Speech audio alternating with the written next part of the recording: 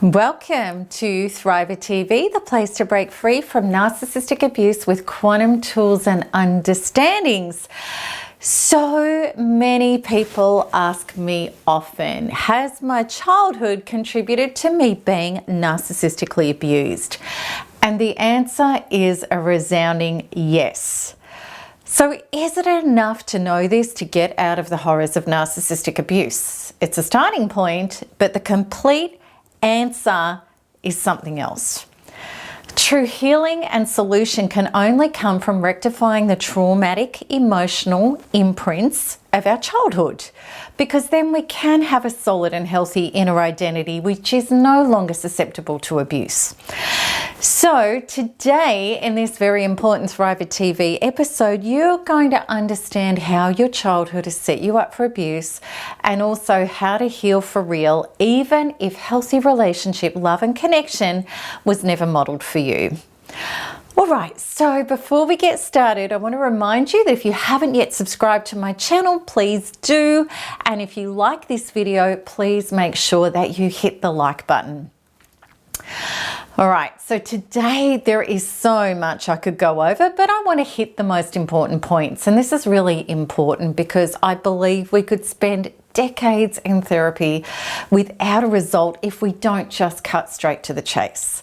Today is all about that, and I've done episodes on narcissistic parenting before and the effects of unconscious parenting, and I'm going to share those resources with this video. But today I want to talk specifically about our impaired emotional development as children and how this has lined us up for narcissistic abuse, as well as how to heal for real. So before I explain the trauma received in our childhood, let's just lay some foundational understandings about trauma. What is trauma? Trauma is the inability to deal with a certain stressful situation, which then causes feelings of overwhelm and powerlessness. Trauma, in short, is not being able to process difficult emotions to completion and enact the solution to them. And this is when that stress is internalized as trauma and it has a life of its own. And then our brain and our nervous systems are affected. It impacts our emotions, our thinking, and often every part of our life.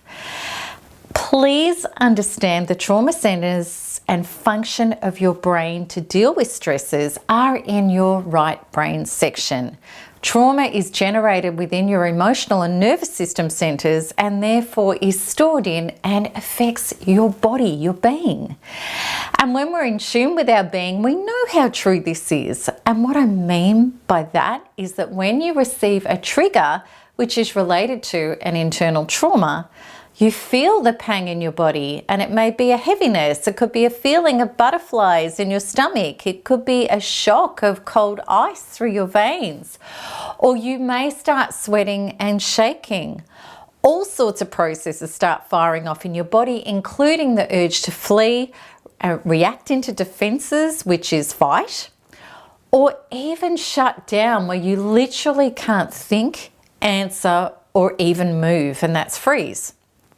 These are all right brain instinctual functions as survival mechanisms when wise, clear and safe problem-solving centers within your nervous system and brain are not online. Unresolved stresses become traumas, and stresses occur in life and they're going to be a part of our everyday life forever. But it's how we deal with these as to whether or not they take us down and out into trauma, which is things like CPTSD and anxiety and depression and powerlessness, which of course is victimhood, or whether we can continue to up-level ourselves and situations into more and more opportunity, growth and joy, evolution, and greater interconnectedness with ourselves, life and others, which is thriving. That's powerfulness. The ability to do this depends on how healthily the emotional centers of our right brain and our nervous systems are functioning.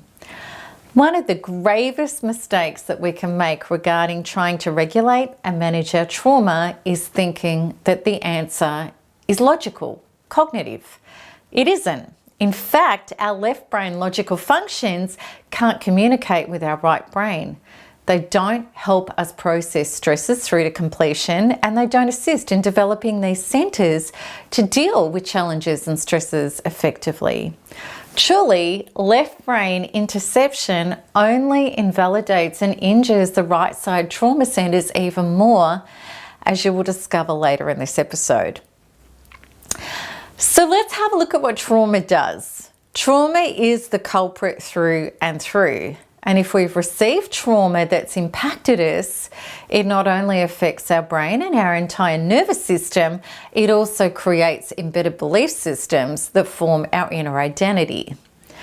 These traumatic beliefs become our reality, and we can easily remain a victim to them because they become self-fulfilling prophecies that keep us replaying the same traumatic patterns and disappointments over and over again, despite how hard we may try to avoid them.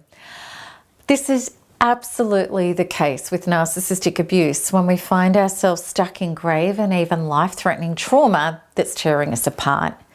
And even though we know it's shocking and extremely bad for us, we can feel powerless to let go. Trauma does this. We feel like we haven't a voice or rights, and there is no one dependable to step in and be the buffer, protect, and help. We feel alone, isolated, and confused, and powerlessness takes over. In our helplessness with trauma, the shame and guilt of not being able to cope is overwhelming. We don't believe we're good enough or capable enough or strong enough to have a solution. Often we blame ourselves for the problems, and we stay connected trying to fix things or be better no matter what is happening to us. We feel defective and damaged and wrong. It's important to understand what happened in your childhood to set you up for this and how it's not your fault. And one of my greatest wishes for this Thriver TV episode is to let you know that you are not defective, no matter how much you may feel like you are. What has happened to you is the normal consequences of unconscious parenting, which sadly has been a product of parenting in our former generations. Nobody taught anyone better. Thank goodness in this generation we can do better. And let's have a look at what happened to us as children. And I really want to start off by being very clear about this. This episode is not about blaming our parents, and I really mean that. Because no matter what they did and how they behaved, they were also a product of trauma. The way they were parented and the levels of trauma that preceded them in their families. Once you understand this more, you'll realize how the feeling, emotional centers of the brain and the nervous system were formed, and therefore the capacity each and every human being, including abusers, has in relation to relating to themselves, life, and others. Okay, so if we start right from the start, disappointments and challenges and threats began as a very small child, and these include being hungry, needing food, hurting oneself, or being scared and needing comfort, or feeling physically distressed and requiring restoration, such as in the changing of a soiled diaper. Little children are completely codependent on a stable caregiver, granting survival necessities as well as emotional comfort when in need. If we had a present caregiver who could model safety and comfort for us, then the parts of our right brain, which was the first developing part of our brain when little, and our connected nervous systems could start to form healthily. These are our emotional and social centers responsible for developing our beliefs about ourselves, our place in the world, and other human beings. This healthy development is essential to have a solid and whole core identity. I want you to understand that the presence of a stable caregiver had to be right brain connected for us in order to instill the vital ingredients of love, comfort, and safety, which were vital to develop our emotional centers. And this had to be age appropriate, We had to feel the connection somatically as a child in our being for it to be real for us. Logical actions and provisions and purely adult reactions don't translate to right brain communication. So something like a parent saying, "Come on, snap out of it," to a small distressed child is never going to provide the comfort and the healing that a heart-to-heart cuddle and soft cooing would. In fact, it's only going to compound the trauma of feeling unsafe and unsupported, which is what trauma is all about, even more. To reach and soothe the compromised emotional centers, the input had to be things like caring physical touch, heartfelt words and sounds. Trauma is created from emotional sensory input that registers in the right brain and the nervous system, and the resolution can only come through the physical and emotional senses, the body being an effective way to deliver this. I've had so many clients and NARP members over the years, when I've talked to them about healing core trauma, say to me, "But hang on, my parents were awesome. They always practically encouraged me and supported me in everything I wanted to do."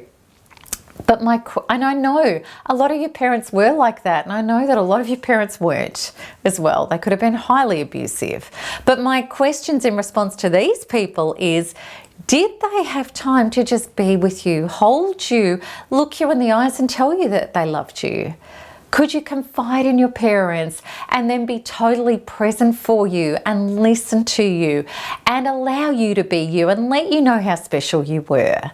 Yes, children need boundaries. They need to learn limits, handle disappointments, and experience cause and effect, and learn personal responsibility. But unless they know they are loved and valuable for who they are, then the emotional centers responsible for self-worth, self-love, self-value, and resilience to challenges are seriously compromised. And all of those things are going to mean that the child is going to be highly susceptible to trauma. I know your parents may have been terribly busy in survival. Most of ours were, either practically to get food on the table, or maybe they were dealing with their own unresolved traumas. Could they be right brain present with us so that our own right brain could develop properly? Probably not, understandably. Now, here's the thing. These developing right brain and nervous system centers began forming when we were a fetus in utero. And it's now scientifically proven that a mother's emotional state and her ability to regulate her own emotions is a big contributor to how a child's right brain centers start developing. If she had trauma online because she couldn't work through her own stresses to completion, then this directly compromised the child's right brain functions and formation. But the plot thickens and deepens even more because the scientific study of epigenetics now tells us that the ability of certain genes to switch on or off is inherited. And if we've come from ancestors who suffered trauma, then the parts of our right brain that could handle stress effectively may be shut down from birth. And we may have overformed hyperarousal centers and amygdalas, meaning rather than anchoring into our core identity to deal with stresses, which is the center of our personal power, we will disassociate from our own being, look outwards, and get hooked into trying to control the uncontrollable, which is anything and everything that isn't us. So all of this brings increased fractures within and without in our lives, meaning more trauma and more traumatic events. If we didn't have a functioning developed core identity, which was dependent on our right brain and nervous system health and formation, and if we didn't have a parent stepping in to do that for us until we developed it, then we started carrying trauma after trauma because we weren't able to integrate stresses to completion. The biggest traumas as children that impacted us are not just the disappointments and the frights, the lack of safety or discomfort. They were that a safe, functional caretaker did not show up to help us integrate these things back to calm and safety. Because as children, we simply did not have the developed inner resource centers to be able to do this. Therefore, it became too difficult to be ourselves alone with these unresolved painful feelings inside of us. It was too overwhelming. Then shame and guilt joined in, as well as self-blame for having painful emotions and possibly for causing angst and disruption to our parents for expressing them. We learned it was wrong to feel. We disengaged from our bodies and from our emotions to survive. We checked out and zoned out. We self-medicated our feelings away with fantasy, distractions, and even addictive and self-compulsive behaviors. As we were growing up, rather than becoming more developed in our right brain, which is our connection to our bodies and our gateway to self-life, others, and our higher power, which is true source, we became more reliant on our left brain, which is not the master or the healer of our right brain or our nervous system.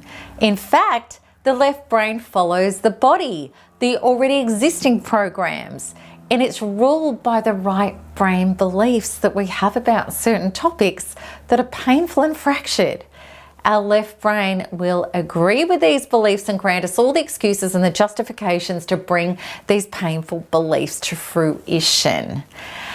And this is where the traumatic self-fulfilling prophecies that were established in childhood came into play. It's so important to understand that trauma affects every part of the brain, including our left brain. So let's say when we were young that no one was there for us in a right brain way to know that we were supported and protected. We grew up believing it's up to me, no one's there for me, and I know you can relate.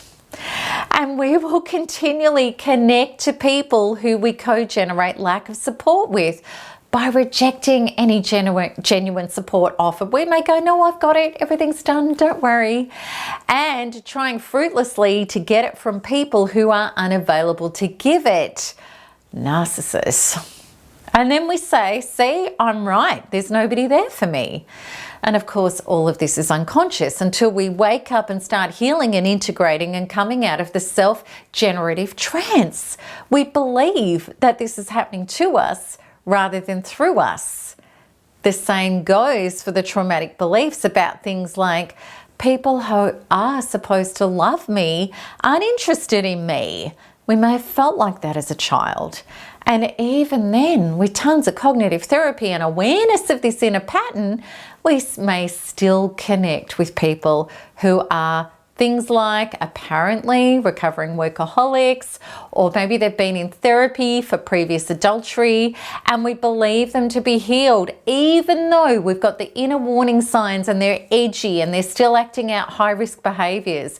We will talk ourselves out of that, and then of course we then experience being unimportant and discarded all over again. The fuel to be with people and situations who represent ongoing trauma comes from the right brain pre-programmed belief systems we established in our childhood. And it's then supplemented by the elaborate ideas and justifications that our left brain makes up to follow these beliefs to the letter, regardless of what we try to think and formulate.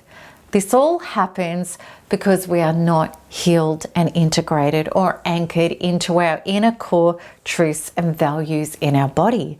We're disassociative. We're not yet safe to be in our body. And until we resolve our core trauma through our nervous system, the cells in our body, and I've talked to you about peptide addiction, which is our cells, and our right brain, and until we're able to be self-partnered in our body, this is a sad reality in the prison that we can be continually stuck in, playing out the old right brain programs. And understandably, it makes our trauma pile up even bigger and even more. And then it makes it harder to be with ourselves present in real time in our own being because we have so much trauma in there. And then we disassociate even more to the point where we may not be able to feel anything except the rushes of our trauma, which are possibly now being triggered off randomly and continually within. And that's what complicated post-traumatic stress disorder is. We may believe it's to do with what's happened to us.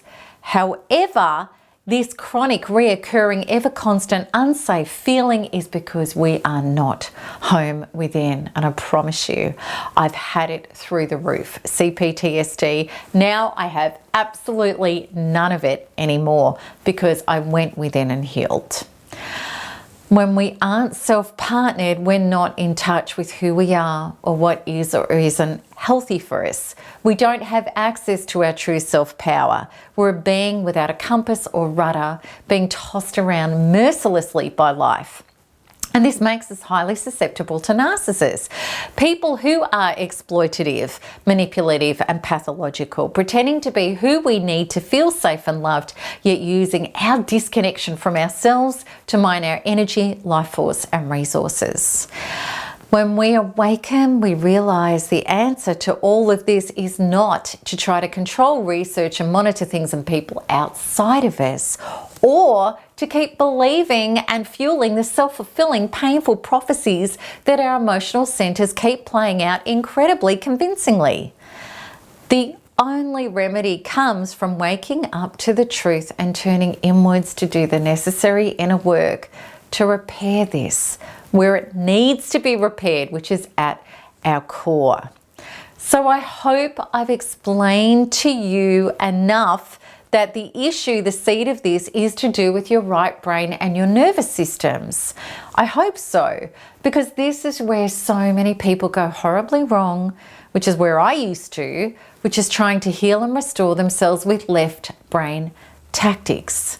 Your healing is going to be no more effective with researching cognitive understandings, investigating and learning than your right brain development was as a child when being told to just snap out of it. I have found that the solution for myself and thousands of others was turning inwards to your feelings, connecting with your inner self, experiencing shifts of trauma releasing, which are performed through direct visualizations, and then somatically feeling the subsequent healing. These are all strategies that communicate with your right brain and your nervous system and start releasing the fractures and healing these centers back to wholeness. The greatest minds in neuroscience and trauma recovery and quantum science now understand that body work is key.